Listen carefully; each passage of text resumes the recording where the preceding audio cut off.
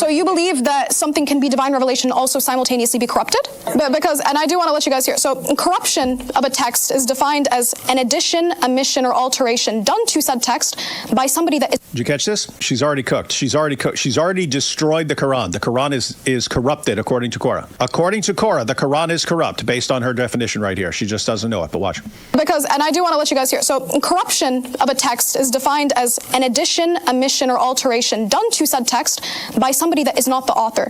Catch that? An addition, an omission, or alteration by someone who is not the author. Why is this relevant, guys? Well, remember when Uthman burns all the Qurans? Muslims believe that the Quran is revealed in 7 different ways, the 7 ahruf. Uthman saw some confusion and decided to burn a bunch of them. What's that mean? Omission. It means the Quran is revealed in a bunch of ways that were omitted by Uthman when he burned them. And remember, recently Muhammad Hijab said when he was challenged about different versions of the Quran, what do you do with the different ahruf? We would say kirat. The ahruf were back then. What you have now are different kirat. But these contain different verses and sometimes actual contradictions. What do? Hijab says any version of the Quran you read, you're reading part of the Quran because, other versions of the Quran are other parts of the Quran. Well, guess what? That means that no Muslim can say he's read, let alone memorized, the entire Quran now. You don't have it now. Why?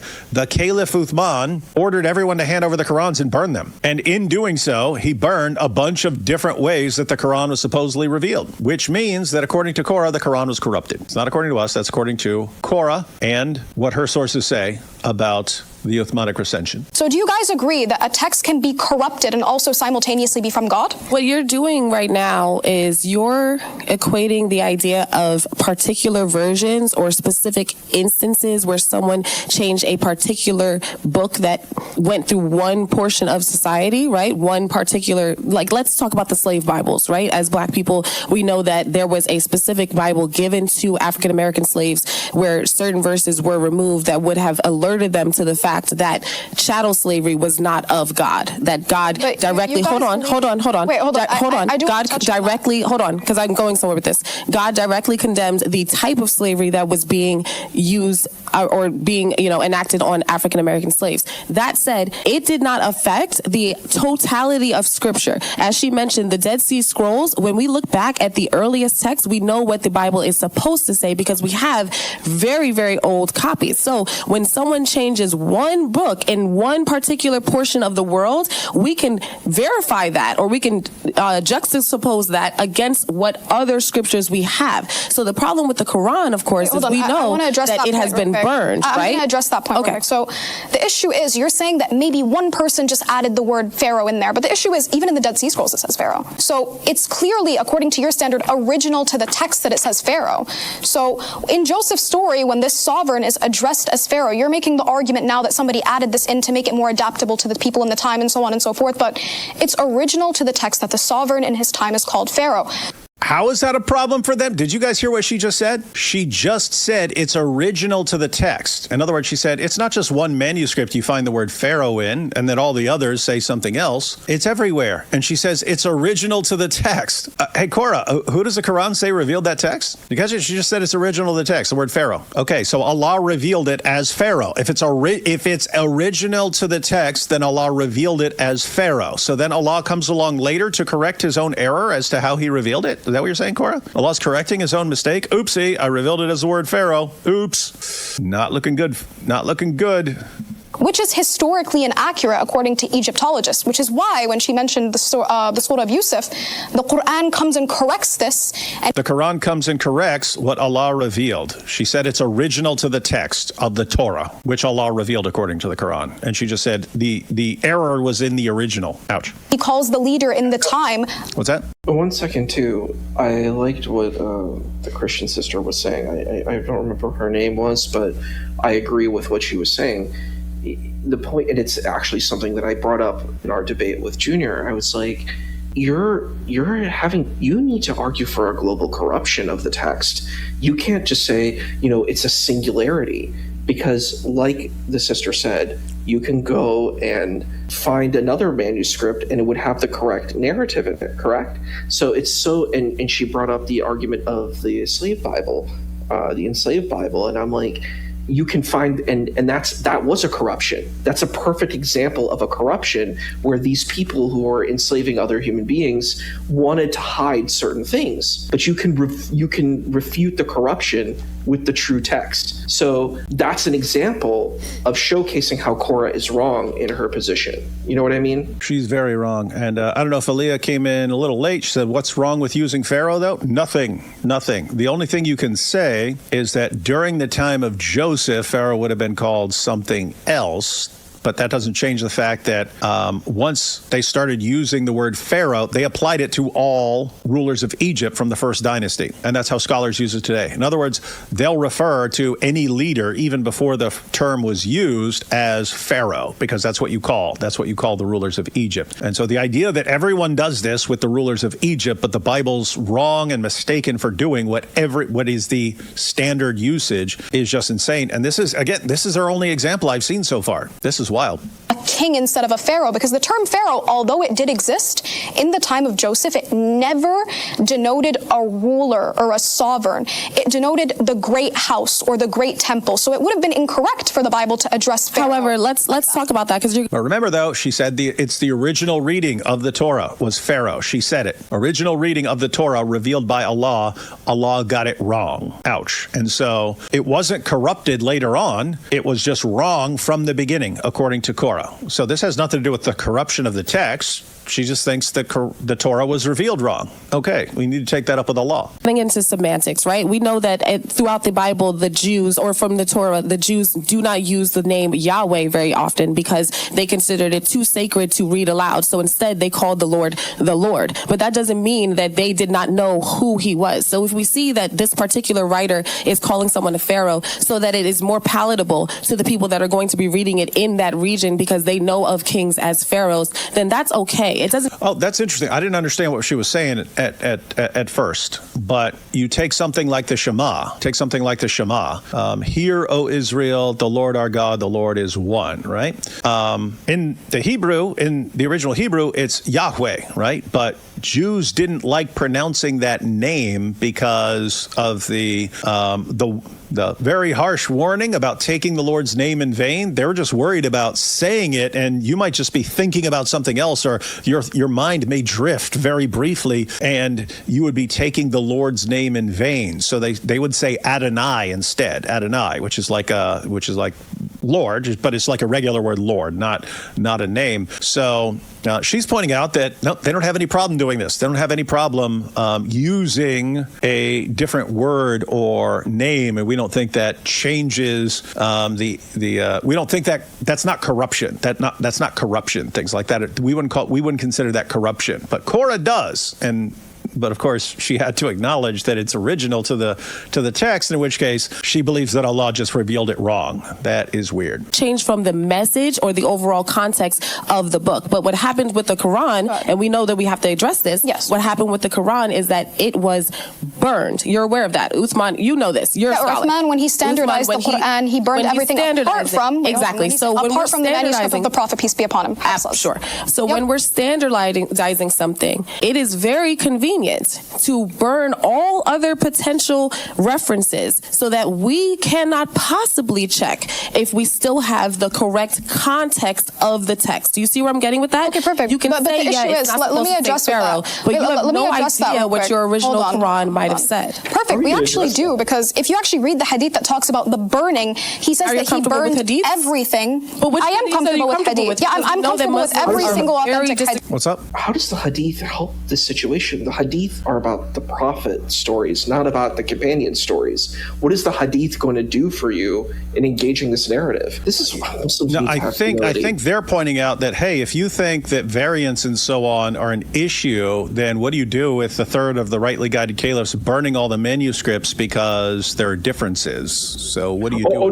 No. I totally agree with. No, yeah. I agree with their. I understand their argument. I don't understand her counter argument. She's like, the hadith are not going to help you here. because the hadith are the sayings of the prophet. They have nothing to do with this burning. She's like, I'm going to bring up a hadith to help deal with this situation. what she claims, and she's about to get burned up here. She's about to, I mean, not here, but I mean, I could make endless videos just like how she's destroying Islam every step of the way. What she's saying here is that the copy that was compiled during the reign of Abu Bakr, which was then when Abu Bakr died, it was given to Umar. Then Umar died, and it was given to Umar's daughter, the widow of Muhammad, Hafsa, and stayed with Hafsa. She's pointing out that one wasn't burned. Hafsa refused to turn it over, right? And so she's thinking, aha, so we have this. She didn't realize as soon as Hafsa died, they went to her house and got it and burned it. That's not helping you. You don't have the preserved Mus'haf of Hafsa. They burned it. Why were they waiting to burn it? So if I recall correctly, Uthman orders everyone to hand over their Qurans so that he can burn them all. Hafsa doesn't do it. Then later they want it. She refuses to hand it over, and then she dies, and it goes to, I think her brother at that point. And then he hands it over to be burned. This was during the reign of Muawiyah, and he sends, his deputy or whatever is in Medina, Marwan, a guy named Marwan. He sends Marwan to get this and burn it. Why? It all matches up perfectly, right? It says the exact, there are no variants, right? No. He says, go get that because we need to burn it. This is crazy because you see this over and over again. Later on, eventually, Muslims bring up the Mus'haf of Ibn Masud. And they say, hey, we've got the Quran of Ibn Masud.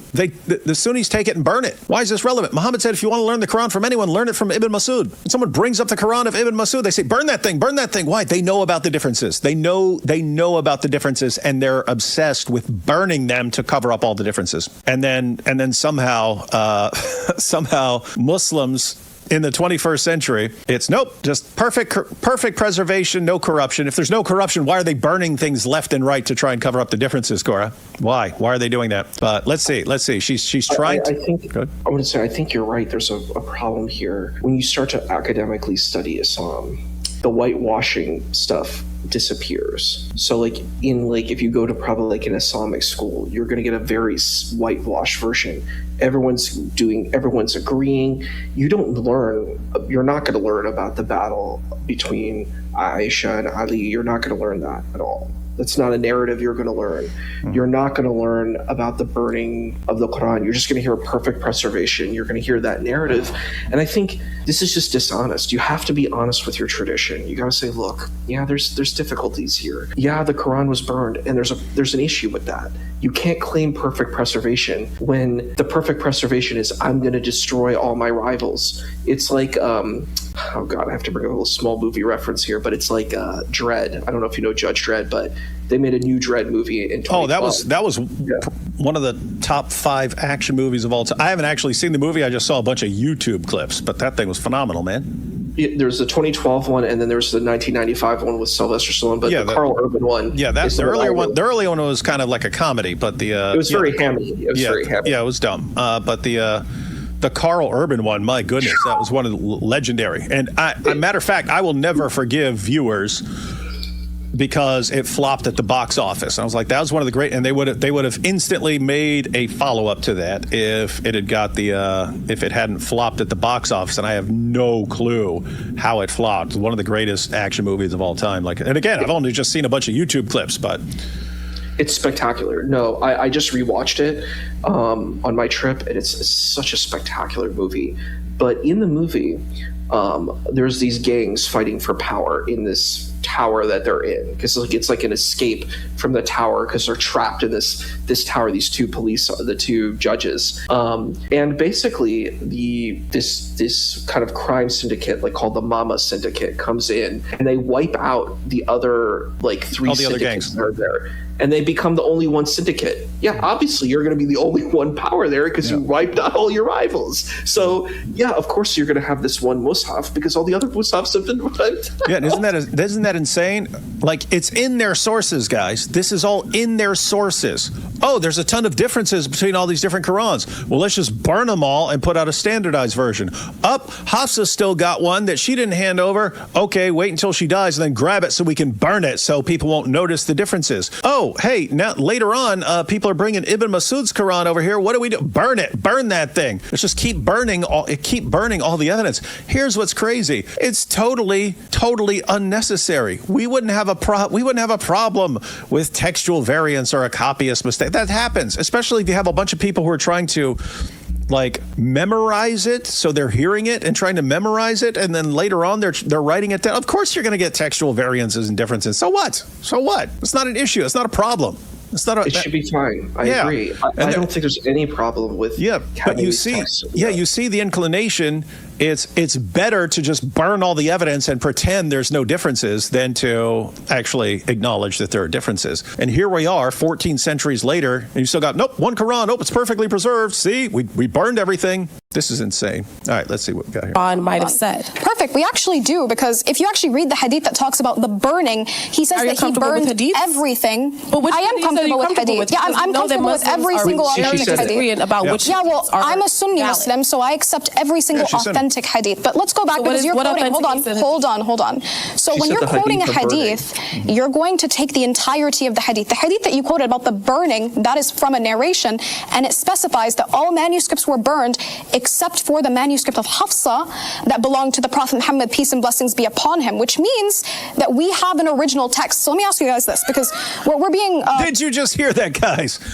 I don't know if she has no clue what she's talking about or that was lying. Anyway, so guys, when someone is completely wrong, which she just was, she was completely wrong. Either they're lying or they're clueless. They just don't know, right? So Bennett, giving her the benefit of the doubt, she doesn't know how wrong she was right there. She just said, according to the hadith, Uthman ordered everyone to hand over the Qurans, burn them all, but didn't burn the manuscript that was with Hafsa. And she says, therefore, what'd she say? We have an original, something like that. That was burned too. It was just burned after Hafsa died. You don't have that. She seems to think they have that. Let me back up and see exactly what she said. So guys, no, you don't have any manuscript that belonged to Hafsa. They waited until she died because she didn't want to hand it over. And as soon as she died, they went and got it and burned it, so that people wouldn't see that it's different from the standardized Quran that they handed out. Cora here either doesn't know what she's talking about or she's lying, but she acts like they still have this. And that's how they know the Quran's been preserved. Let's back it up a little. Manuscripts were burned except for the manuscript of Hafsa that belonged to the Prophet Muhammad, peace and blessings be upon him, which... What? And, did you hear that? And she says that's the manuscript that belonged to Muhammad. She has absolutely no clue what she's talking about, or she's just compulsively lying. Guys, no, that wasn't a manuscript of Muhammad. She seems to think that. The manuscript that Hafsa had, that was the manuscript that was produced during the time of Abu Bakr, during the reign of Abu Bakr, and it was made specifically because people who had parts of the Quran memorized were dying in battle, and they kept losing more and more of the Quran. And Abu Bakr said, we need to not lose anymore, so let's make a book out of it. Hey, instead of just trying to preserve this by memory, let's actually make a book. And that way, if a bunch of us die, we've still got a copy. And so this wasn't made to be passed around or copied or anything else. It was just, let's avoid losing any more of the Quran. So they put it in there, and they just kept it. Abu Bakr just kept it in his house so they wouldn't lose any more. Right? Cora thinks that that's the manuscript of Muhammad, and she thinks Muslims still have this because it wasn't burned during the reign of Uthman. One, it wasn't the Mus'haf of Muhammad. It was from Abu Bakr. And two, they do not have that. It was burned too. She doesn't have any clue what she's talking about now. Let me back this up, because this is insanely stupid and wrong. Quoting a hadith, you're going to take the entirety of the hadith. The hadith that you quoted about the burning, that is from a narration, and it specifies that all manuscripts were burned except for the manuscript of Hafsa that belonged to the Prophet Muhammad, peace and blessings be upon him, which means that we have an original text. So let me ask you guys this, because... You should hear that? We have an original text. It belonged to Muhammad, and we have an original text. Wrong. wrong and wrong, false and false. You have no clue what you're talking about. Why are you speaking? Where'd you get that? Malik? Malik tell you that nonsense? All right. I backed it up a little. We'll see. Entirety of the hadith. The hadith that you quoted about the burning, that is from a narration, and it specifies that all manuscripts were burned except for the manuscript of Hafsa that belonged to the Prophet Muhammad, peace and blessings be upon him, which means that we have an original text. So let me ask. Let's see it, Cora. Let's see that manuscript that belonged to Muhammad. We want to see that thing. As this, because we're being consistent, and I feel like we're not really talking enough about the Quran, to be honest. I would like to tie it back, if that's all right. So we're talking because you brought up the topic of burning and not having originals. Do you guys have an original of the New Testament? The oldest copies that we have of the New Testament are of the Gospels specifically. Everyone catch that. So one, the topic is the Quran. The Quran is the final revelation of God. She lies and says they have an original. She lies. And then, so we have an original. Do you have an original of the New Testament? In Islam, a comforting lie. We have an original. You don't have an original. No, you don't. And then she states it as fact. We've got an original. The one from Muhammad that wasn't burned. Total nonsense. Total idiotic nonsense. And now, do you guys have an original? Weird stuff. Are in Ethiopia, written in Ge'ez, and they do confirm what is currently in the old or in the New Testament. And what is that dated to? I'm not quite sure. Okay, so the first instance, because we have nothing from the first century of Jesus, the first instance that we get a manuscript of one of the New Testament books, we have one of John that's about this big, and it. I wanted to comment on that. Does she think that's a good argument?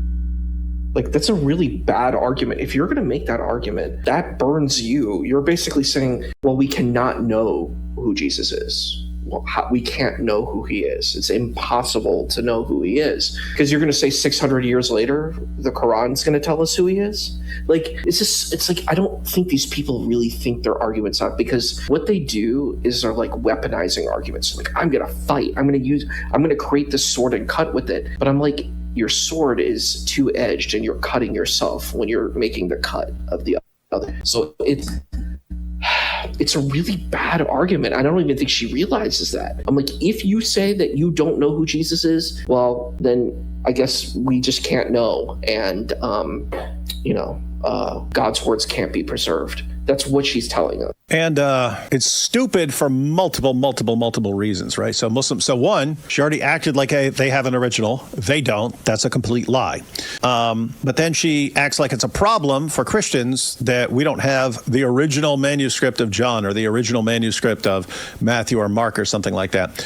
Not understanding how this even works. So one, back then, first century, second century, this would have been written on papyrus, right? Papyrus doesn't last nearly as long as parchment, right? Parchment. So later on, they're writing on parchment. Parchment lasts a long time. So in the 4th century, they're writing on parchment. That's why you have entire manuscripts from the 4th century. That's when they're writing on something that lasts much longer. Papyrus, if you're writing on it and you're using it, like using it to read it in church and stuff like that, it's going to last about 10 years and it's going to start falling apart, which means you need to keep making new copies, right? You need to keep copying it over and over again. So how textual criticism works was, guess what? These books of the Bible, they're spreading everywhere really quickly, right? So they're spreading across Southern Europe, they're spreading across Northern Africa, they're in the Middle East, right? Everyone's making copies. But then they're making copies of the New Testament that they have in their area. Well, what happens? Well, they start translating the Greek into other languages like Latin and Syriac. People are making commentaries on the text, and later on, scholars take the manuscripts. You have the different manuscript traditions. So you have the ones that are used in Europe, you have ones from the Middle East, you have manuscripts from Northern Africa. Guess what? Even though they're copies, they've been copying these for centuries, you can look and see if someone says, if someone gets a verse different from the manuscripts that are being copied in, let's say, Italy, and you can spot them. You can spot those things. So you have close to 6,000 manuscripts in Greek. You have more than that in Latin. You have tons in Syriac and other languages. You have the people who are writing commentaries and so on. You know what the text says.